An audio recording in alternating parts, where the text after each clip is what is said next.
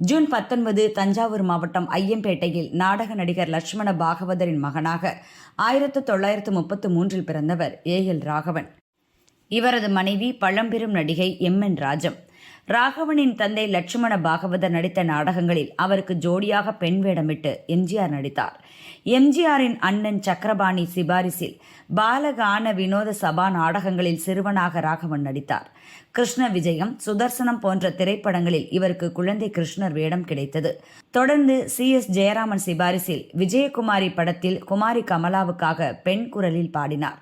இவர் பாடிய புத்தி சிகாமணி பெற்ற பிள்ளை, எங்கிருந்தாலும் வாழ்க பாடல்கள் மற்றும் எல்.ஆர். ஈஸ்வரி, கே. ஜமுனா ராணி உள்ளிட்டோருடன் இணைந்து பாடிய டூயட் பாடல்கள் மறக்க முடியாதவை.